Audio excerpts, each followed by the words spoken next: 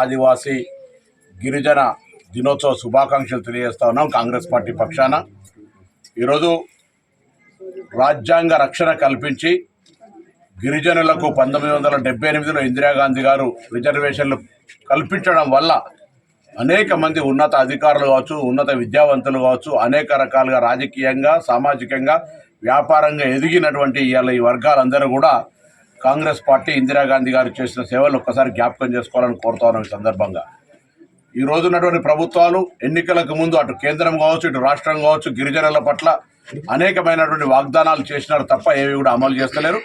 ఇలా గిరిజన దినోత్సవం సందర్భంగా వారిని ఆ జ్ఞాపకాలన్నింటినీ కూడా ఒకసారి పునఃసమీక్షించుకొని ముఖ్యంగా వెనుకబడ్డటువంటి ఈ వర్గాలకు సంబంధించిన హామీలన్నీ అమలు చేయాలని ఇలా గిరిజన దినోత్సవం సందర్భంగా, ఆదివాసీ దినోత్సవం సందర్భంగా ఈ ప్రభుత్వాలను డిమాండ్ చేస్తాం. 2014 ప్రధానమైనటువంటి ఎన్నికల నినాదం కాంగ్రెస్ 70 ఇల్లు ఇచ్చింది, మేము పేదలకు డబుల్ బెడ్రూమ్ ఇల్లు ఇస్తామని చెప్పినారు.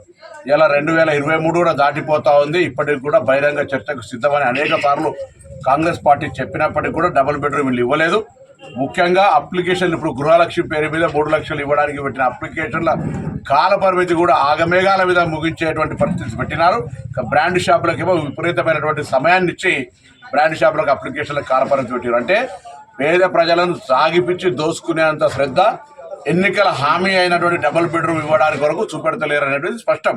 కాబట్టి కాంగ్రెస్ పార్టీ పక్షాన మేము దీన్ని నిరంతర ప్రక్రియగా ఎవరికైతే ఇల్లు లేదో, జాగుందో, ఎవరికైతే ముఖ్యంగా గిరిజనులకు సంబంధించినటువంటి హామీ మీరు ఈ ఇండ్లు 5,16,000 రూపాయలు కట్టిస్తా అన్నటువంటి మాట ప్రకారంగా వాళ్ళకైతే ఇండ్లు కట్టేయాలని కూడా డిమాండ్ చేస్తా ఉన్నాం. వాగ్దానం తప్పింది.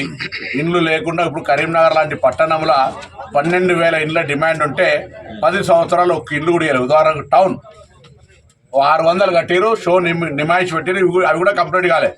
దాని ఎదురుగా టీఆర్ఎస్ ఆఫీస్ కంప్లీట్ అయింది. సో ఇటువంటి పరిస్థితుల్లో ప్రగతి భవన్ నిర్మాణానికి, సెక్రటరియట్ నిర్మాణానికి చూపెట్టిన ఉత్సాహాన్ని పేదలు నివసించి వర్షాలు వస్తే ఇబ్బందులు పడేటువంటి డబల్ బెడ్రూమ్లో ఎందుకు శ్రద్ధ లేదనేటువంటి మాటను ప్రజలు మేము మా పార్టీ పక్షాన్ని ప్రశ్నిస్తున్నప్పటికీ ఆయుధం ద్వారా ఓటు అనేటువంటి ప్రజాస్వామిక ఆయుధం ద్వారా ఈ ప్రభుత్వానికి గుణపాఠం చెప్పాల్సినటువంటి సమయం ఆసన్నమైందని మన పార్టీ మేనిఫెస్టోలోనే పెడతా ఉంది. వచ్చిన తర్వాత ప్రభుత్వం ఏడాది లోపలనే అప్లికేషన్ల ప్రక్రియతో పాటుగా శాంక్షన్లతో పాటుగా గృహాలు లేనటువంటి వాళ్ళందరికీ కూడా మరి ఇల్లు నిర్మించేటువంటి ఒక కార్యక్రమం తీసుకోవడం